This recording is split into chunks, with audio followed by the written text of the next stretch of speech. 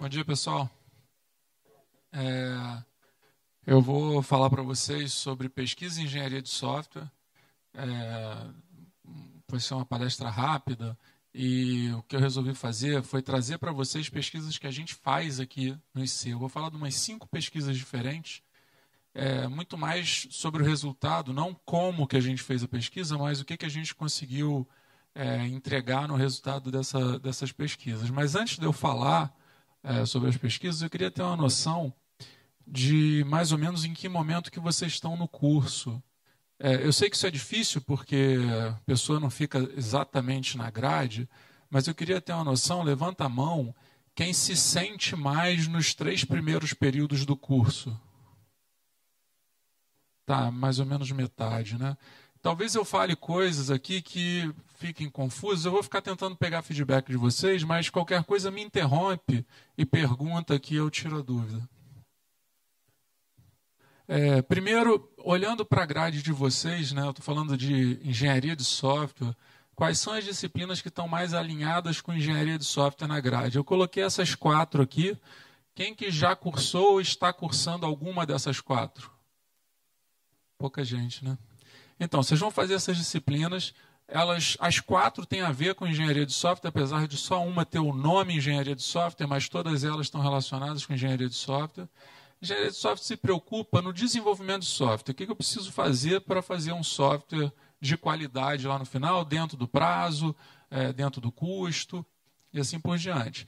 E engenharia de software é uma área muito interessante, eu sou suspeito, né? Eu trabalho com essa área, mas ela é muito interessante porque ela vai desde o ser humano até o bit-byte. Enquanto vocês têm algumas disciplinas, como algoritmos, que estão muito no bit-byte, muito longe das pessoas, aqui a gente tem disciplinas como análise de sistemas que vão discutir como é que eu consigo extrair da cabeça de uma pessoa uma demanda para se desenvolver um sistema. E você tem disciplinas como arquitetura e projeto que estão preocupadas em como é que eu consigo fazer um bom código lá embaixo, um bom design do meu software, como é que eu uso padrões e tal. Dito isso, vindo para cá para o IC, a engenharia de software aqui tradicionalmente contou com 5 professores, só que por uma circunstância de alguns terem aposentado, saíram. A gente tem 2 professores de engenharia de software aqui no IC. A Andréia, que é uma professora 20 horas, então ela não está tão voltada para pesquisa, mais voltada para ensino. E eu, que trabalho tanto com ensino quanto com pesquisa. E pegando esses 2 professores e pegando aquela figura anterior, fica interessante porque a Andréia tem um foco da engenharia de software mais próximo do ser humano. E eu tenho um foco de pesquisa em engenharia de software mais próximo do computador, do programa que vai ser executado lá no final. Eu vou falar aqui das minhas pesquisas, obviamente, então vocês vão perceber que são pesquisas com menos gente, mais programa, mais execução de código. E eu dividi a explicação das minhas pesquisas em 2 grandes grupos. Eu faço algumas pesquisas em versionamento, em controle de versões, e eu faço algumas pesquisas em proveniência. Eu vou falar por alto o que são esses 2 grandes grupos também. Então, a primeira parte, eu vou falar de 3 pesquisas que eu fiz nos últimos anos relacionadas a controle de versão. De novo, uma enquetezinha rápida. Quem aqui sabe o que é controle de versão? Levanta a mão. Então, deixa eu mudar minha pergunta. Quem aqui já ouviu falar de Git? Levanta a mão. Olha como é que tem mais gente. Git é um sistema de controle de versão. Um dentre vários. Subversion, Mercurial. Existe uma penca, o pessoal mais antigo tem um CVS, que ninguém usa hoje em dia. Então, isso tudo é sistema de controle de versão. Obviamente, o Git é o mais queridinho, né? Aí tem gente que fala, não, o Git eu não sei não, mas o GitHub eu sei. Então, pois é. Isso aí. Então, basicamente, a ideia de controle de versão, para os que não levantaram a mão, possivelmente estão no inicinho do curso, quando você tem que fazer um trabalho onde você não está sozinho, você tem que interagir com alguém, no inicinho do curso você cria lá uma pasta no Dropbox, não é mais ou menos isso? Aí você põe o código lá no Dropbox, manda por e-mail, né? Faz um zip, manda, olha, eu já fiz minha parte, agora você faz a sua. Óbvio que isso não funciona no ambiente profissional, você não consegue juntar 1000 pessoas e ficar mandando código por e-mail de uma pessoa para outra, é muito menos Dropbox. Então, os sistemas de controle de versão são repositórios que permitem que você hospede um código de um sistema e permita que vários desenvolvedores orbitem ao redor desse repositório, pegando o código, trabalhando no código e devolvendo. Uma vantagem do sistema de controle de versão é que ele não guarda só a situação atual do código, ele guarda todo o histórico, então tudo que todo mundo fez no código está armazenado ali. E a gente pode aproveitar esse histórico para entender como é que foi o desenvolvimento. Então, a primeira pesquisa que eu vou contar para vocês foi o trabalho de doutorado do Zé Ricardo. Ele fez uma ferramenta chamada Dominus, e a ideia aqui geral era a análise de histórico de um projeto. O que a gente percebe é um projeto de sucesso, que tem muita gente trabalhando no projeto, que está sendo desenvolvido há vários anos, a tendência é você ter um histórico longo. Cada contribuição a gente chama de commit. Então, tem vários commits lá no repositório, guardando a história daquele projeto. E se eu puder investigar essa história, eu consigo responder a perguntas como essas aqui. Por exemplo, quem foi o último cara que editou o método X? Ou quem é o especialista numa determinada parte do sistema? Tem um bug aqui. Eu tenho uma equipe de 30 pessoas. Quem que eu escolho para corrigir o bug? Quem é o especialista nessa parte do sistema? Eu estou querendo saber, por exemplo, quem são as pessoas que têm que conversar com quem. Porque eu sei que esse cara está fazendo uma API e eu sei que aquele cara está usando a API. Então eu tenho que botar eles para conversar para um conseguir fazer um uso melhor do software que o outro está fazendo. Então tem várias perguntas que eu consigo responder com análise de histórico. E aí a gente teve uma sacação. A gente pensou assim, será que eu não posso minerar o histórico do projeto e construir matrizes que representam a relação de duas entidades nesse histórico do projeto e depois operar em cima dessas matrizes? Então vamos pensar numa matriz aqui. Desenvolvedor commit. Todo commit tem um autor. É o cara que manda o código lá para o repositório. Eu posso criar uma matriz binária de zeros e uns, esparsa, onde para cada desenvolvedor eu sei quais foram os commits que esse desenvolvedor fez. Isso por si só não é muito útil, mas é uma informação que eu consigo extrair do repositório. Uma outra informação é uma matriz commit método. Ou seja, o meu sistema ele tem várias funções ou métodos, né? E a cada commit eu sei quais foram os métodos que foram alterados por aqueles commits. Então aqui já começou a ficar um pouquinho mais interessante. Eu tenho uma informação onde eu sei que um determinado commit ele alterou um conjunto de métodos. Eu consigo ver quais foram os métodos que mais foram alterados na história do projeto e assim por diante. Aí, o que a gente fez? A gente pensou nessas matrizes como peças de dominó. Todo mundo aqui conhece dominó, né? Então, olha essa matriz aqui. Ela tem 3 desenvolvedores por 5 commits. Então, ele virou uma peça 3 por 5. Eu tenho commit método, eu tenho aqui 5 commits com 4 métodos. Virou uma peça 5 por 4. Em seguida, todo mundo lembra lá do ensino médio, operação de matriz, multiplicação de matriz? A gente começou a brincar com multiplicação de matriz. O que acontece se eu pegar a matriz desenvolvedor commit e multiplicar pela matriz commit método? Na hora que eu faço essa multiplicação, eu gero uma matriz resultante desenvolvedor método. Ou seja, essa matriz está me contando quantas vezes cada desenvolvedor editou cada método do programa. Agora começou a ficar interessante, porque se eu olho para essa matriz aqui, eu sei que o desenvolvedor 1 é o cara que tem mais experiência no projeto inteiro. Porque ele editou 2 vezes um método, 3 vezes o outro e assim por diante. Se eu pego um determinado método que está com bug, eu consigo falar quem são os desenvolvedores que já botaram a mão naquele método. E eu consigo chamar esses caras para uma reunião para eles consertarem aquele código. Então eu começo a gerar uma informação composta interessante. Uma outra multiplicação. Só são exemplos, na verdade eu estou trazendo 2 matrizes, a gente tem 8 matrizes, tem várias operações, então é só a pontinha do iceberg. Aqui eu tenho uma transposição da matriz commit método multiplicada por ela mesma. Ela me gera uma matriz método-método. O que essa matriz está me contando? Ela está me contando quais métodos são frequentemente modificados em conjunto. Vocês já devem ter comprado o livro, onde você escolhe um livro e ele fala, quem compra esse livro também compra o livro tal, tal, tal. O que vocês acham de ter isso na IDE de vocês? Na hora que vocês estão programando num projeto que vocês são novatos, você começa a editar um método e a IDE fala, olha, mas quem mexe nesse método também mexe no método tal, tal, tal. Vai lá, porque se você mexer aqui e não mexer lá, você vai introduzir um bug no sistema. É isso que essa matriz está contando para a gente. Ela está mostrando como que os métodos estão relacionados. E aí a gente implementou isso aqui é só a telinha, né, do sistema. A gente implementou essas operações em GPU, que é a plaquinha gráfica que vocês gostam para jogar joguinho, só que ela serve para outras coisas também. Então, todas essas operações de matriz, elas rodam em GPU. Vocês têm que lembrar que, apesar do exemplo que eu dei aqui, ter sido bem pequenininho, vocês fazem ideias de quantos commits tem no projeto Linux? Em torno de 1 milhão de commits. Então, você tem o número de desenvolvedores passando de 1000. Então, você começa a chegar em números grandes, as operações de matrizes elas rodam muito mais rápido em GPU. Então, essa aqui é uma pesquisa. Uma outra pesquisa muito divertida. Essa aqui já tem um tempinho, foi publicada em 2015, mas foi um projeto que eu achei muito legal.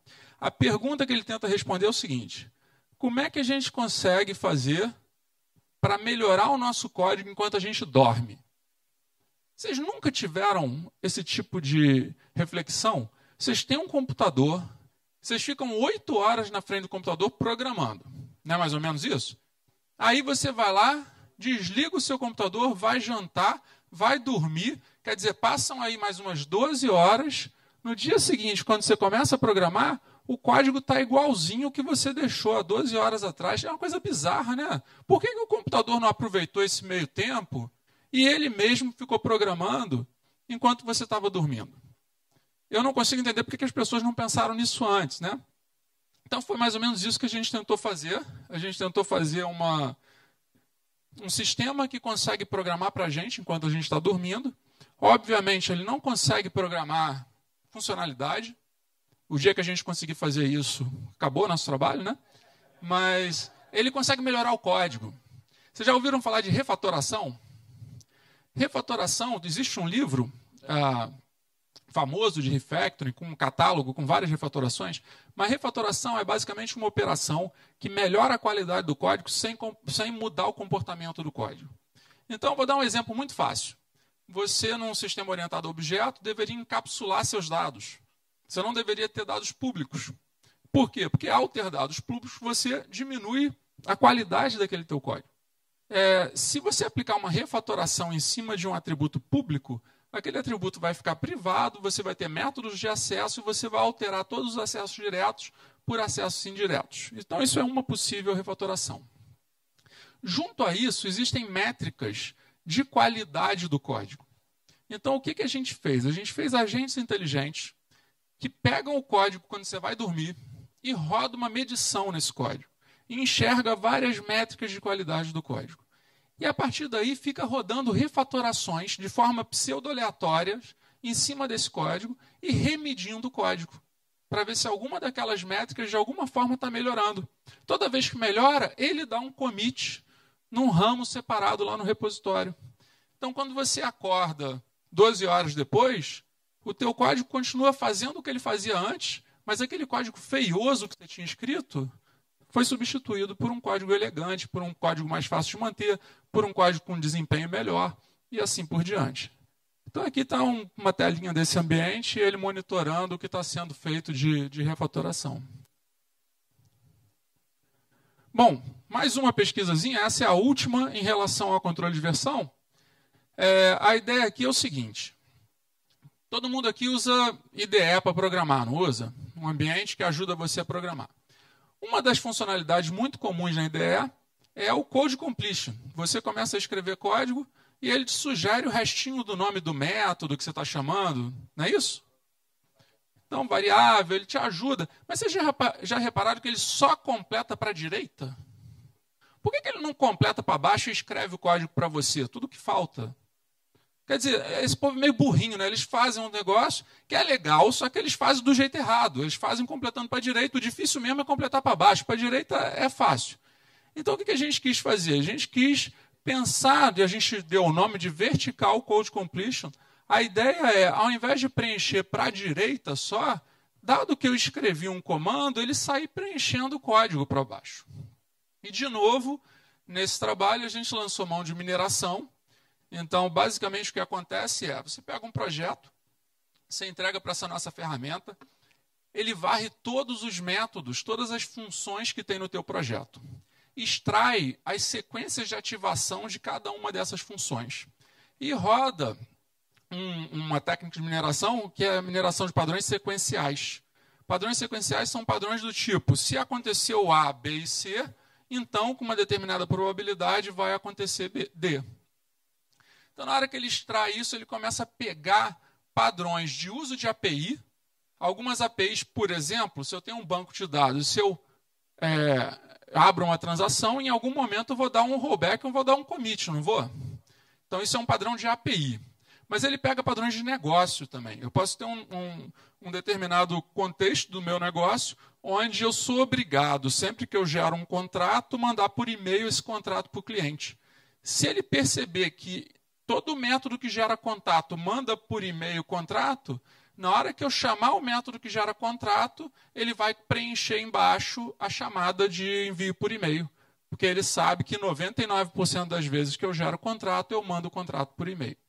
Então, é uma pesquisa no sentido de geração de código de novo. Enquanto aquela anterior era não funcional, aqui ele pode gerar código funcional. Ele começa a perceber que eu estou programando algo e ele sabe que historicamente se programa de uma determinada forma e ele começa a preencher esse código para a gente.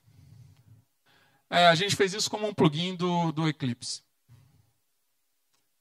Tranquilo, galera? Só são 3 exemplozinhos, na verdade...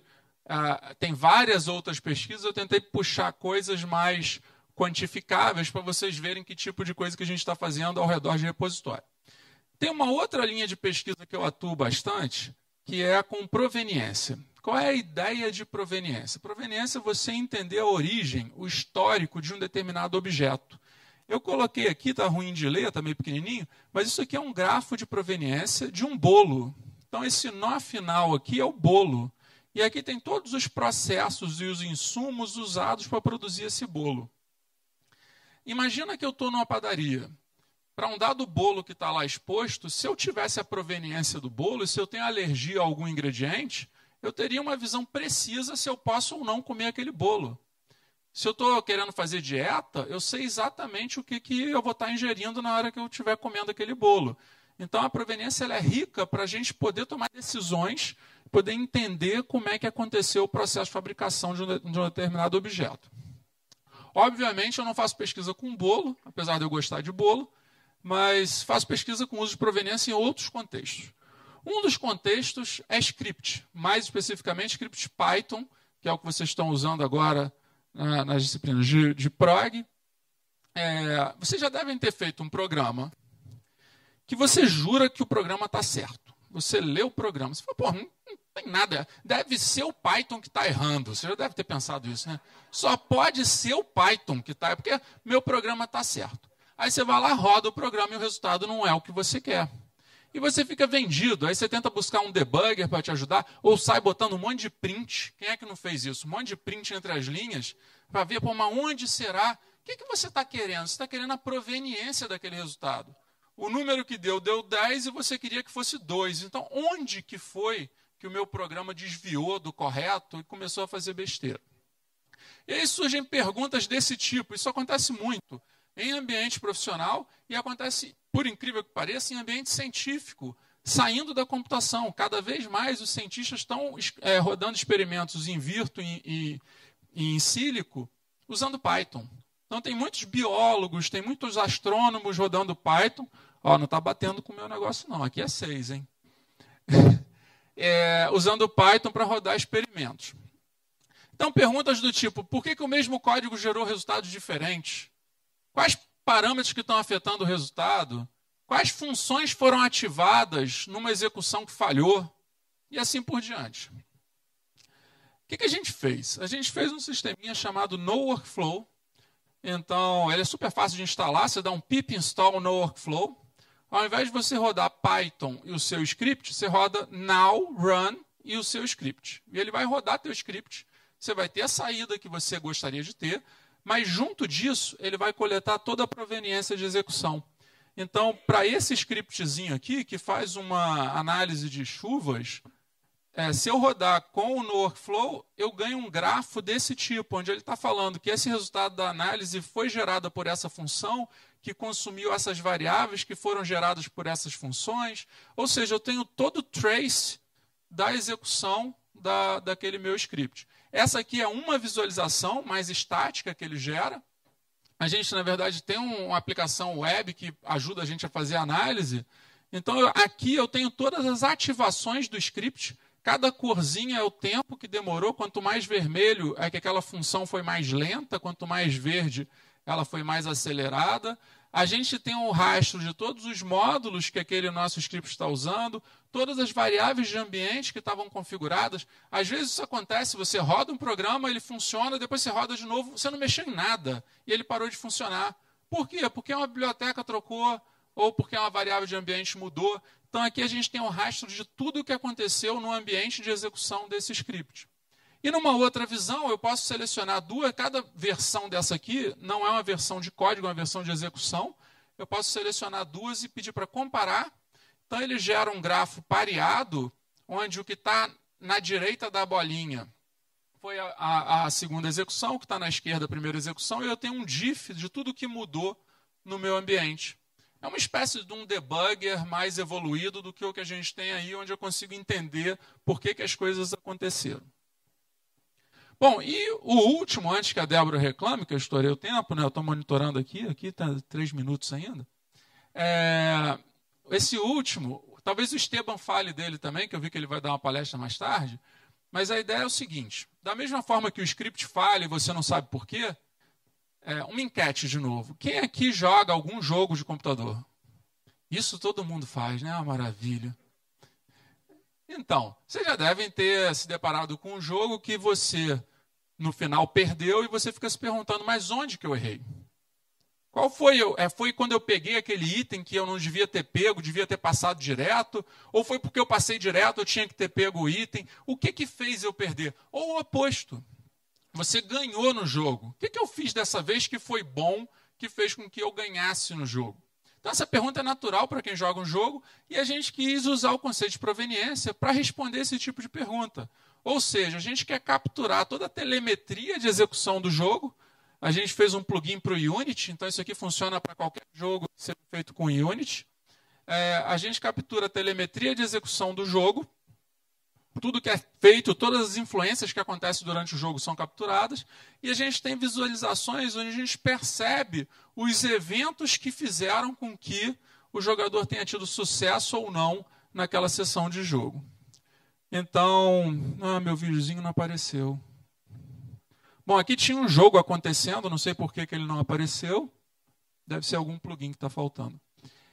E aqui a telemetria está sendo gerada. Então, o cara está jogando aqui num jogo de primeira pessoa, de tiro. E no que ele vai jogando, vai sendo coletada a telemetria. Se ele tomar um tiro, eu sei quem é que gerou aquele tiro nele, o efeito do tiro, e o nozinho dele vai ficando vermelho. Se ele passa numa fase sem pegar alguma coisa que era importante, eu sei que faltou pegar aquela informação. Isso tudo depois fica disponível para análise. Então eu posso fazer queries, eu posso fazer consultas, falando por que esse cara aqui está com menos energia do que aqui. E o sistema vai me rastrear e vai me falar todos os eventos que aconteceram ou os eventos que deixaram de acontecer. Ele não pegou uma vida, alguma coisa assim, que explica ele não ter ficado bem no final daquela iteração. Bom, o que eu ia falar é isso. Obviamente eu não trabalho sozinho, tem um monte de gente trabalhando comigo, então esses aqui são os meus alunos de doutorado atuais, esses aqui são os alunos de mestrado, esses aqui são os alunos de projeto final, 2 deles estão aqui, que são alunos do CEDERJ, que estão fazendo o projeto final comigo. Isso aqui são colaboradores, né? De novo, não trabalho sozinho, então tem colaboradores distintos para pesquisas distintas, esses aqui são os principais. Agências de fomento, a gente precisa de dinheiro para tocar pesquisa, então esses aí são os 3 que mais financiam a gente, ou financiavam, né? Vamos ver como é que fica. E tudo que eu falei aqui, gente, é open source. Esse aqui é o repositório no GitHub, onde a gente coloca todos os projetos nossos. Esse QR Code aqui mira para o repositório, então quem quiser bater uma foto, fica à vontade. Como eu falei para vocês, eu curto muito isso, engenharia de software é minha praia. Se alguém, principalmente os que estão mais para o fim do curso, estiver pensando em fazer um mestrado, me manda um e-mail, vamos conversar. Se tiver uma ideia, tem que trabalhar para caramba, não é mole, fazer pesquisa de qualidade gasta uma energia, mas quem está disposto a trabalhar, aqui tem desafio, tem bastante diversão também. É isso. Acho que tem um tempinho para pergunta, né?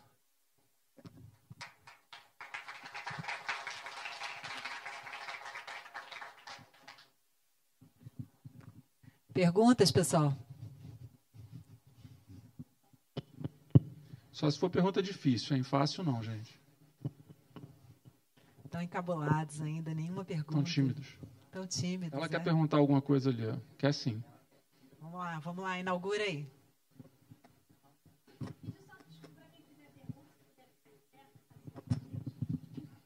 E se identifica também, nome, polo. Bom dia, meu nome é Perla, sou do Polo de Itaguaí. Minha pergunta é sobre a iniciação científica. Se tem alguma vaga para graduação, alguma coisa assim.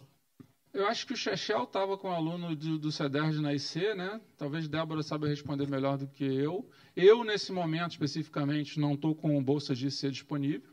Então, mas...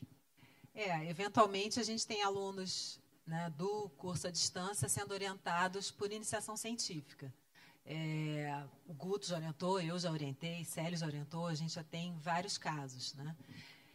A UF, ela tem um edital institucional, que é o edital PIBIC, que normalmente as inscrições são em fevereiro, março, e aí o período de bolsa é de agosto do ano corrente até julho do ano seguinte.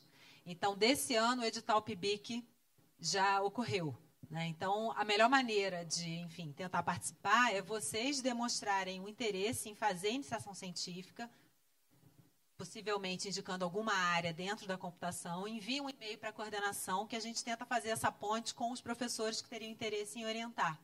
Tá? E, além da iniciação científica, a gente tem uma outra oportunidade, que é a iniciação tecnológica. São bolsas de... eles chamam de PIBIT, que é o programa do CNPq. E esse edital está aberto para inscrição de projetos até o dia 1º de junho. Então, esse ainda dá tempo de participar.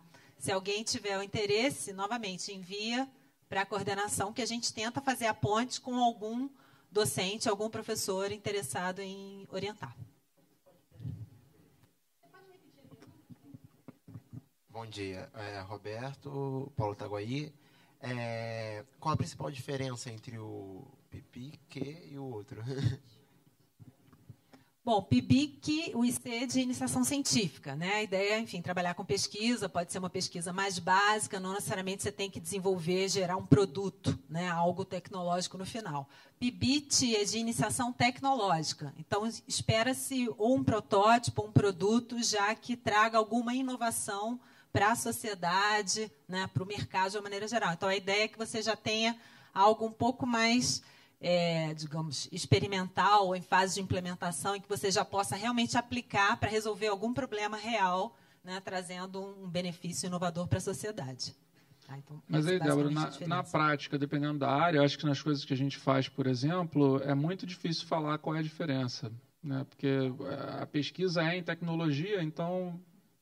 tem algumas áreas que essa diferença fica muito sutil. Então, na verdade, a gente encaixa um projeto como o PIBIC ou como o PIBIT, sem nenhum problema, né? Então, por isso que eu falei dessa oportunidade, porque é bem similar com a Bolsa de Iniciação Científica. Tá? Ou para o professor direto, se você já tiver o contato do professor, mas, né, às vezes o pessoal que está ingressando não sabe quem são os professores, como é que eu entro em contato com os professores. Não entendi. O Chechel é um dos professores, né? Também da área de engenharia de software, né? Assim como o professor Léo Murta, mas a gente tem outros também, né? Guilherme Travassos, Márcio Barros, né? Enfim, então tem várias outras pessoas na equipe, e isso não restringe só a engenharia de software. Na verdade, os editais PIBIT e PIBIC são para todas as áreas de computação, né? Bom dia, sou Leonardo, do Polo de Belfor Roxo. Sobre essa sua última pesquisa, ela roda em tempo real? A gente consegue integrar ela com jogos? Então, ela é um plugin do Unity. Então, se o jogo é feito no Unity, sim. Na verdade, a gente já integrou com 4 ou 5 jogos. A gente pegou alguns tutoriais do próprio Unity, que eram jogos já prontos, e integrou. E também teve jogos desenvolvidos do zero que usaram essa infraestrutura. Então, sim, para um jogo que seja em Unity, é só você usar o plugin, configurar o plugin adequadamente, e ela faz a coleta. E a gente fez uma outra ferramenta, que é o ProViewer, que é para visualização. Então, são duas coisas separadas. Uma coisa é a coleta, outra coisa é a visualização. Sua pergunta é muito interessante, porque até então o nosso foco tem sido a análise pós-mortem. Depois que terminou a sessão de jogo, eu quero fazer uma análise e tentar entender o que aconteceu. Só que de um tempo para cá, a gente está usando essa técnica para fazer self-tuning, a calibragem do nível de dificuldade do jogo durante o jogo. Então, o próprio jogo começa a consumir a proveniência. A nossa percepção é que um jogo fácil demais, o cara para de jogar porque é sem graça. Um jogo difícil demais, ele para de jogar porque está sem graça também para ele. Então, o ideal seria o jogo estar calibrado por pessoa. Você começou a jogar, ele começa a perceber como é que é o seu jeito e ele começa a calibrar para ficar no nível exato de dificuldade para você. E aí a gente está fazendo um jogo que tenta trabalhar com a proveniência para fazer calibragem em tempo de execução. Aí seria um consumo em tempo real da proveniência e recalibragem do jogo. Obrigado. Talvez o Esteban fale sobre isso, que isso tudo que a gente está fazendo é junto com o Esteban. Mais uma última pergunta? Alguém tem? Ou encerramos? Bom, pessoal, tem o meu e-mail aqui também. Eu tendo a responder rápido, né? Então, se alguém tiver alguma dúvida, fica à vontade, me passa o e-mail. Eu curto muito isso, então é meio trabalho, mas não é trabalho porque é diversão, né? Então, podem mandar e-mail. Gente, vamos agradecer. Valeu. Então, professor Léo Murta.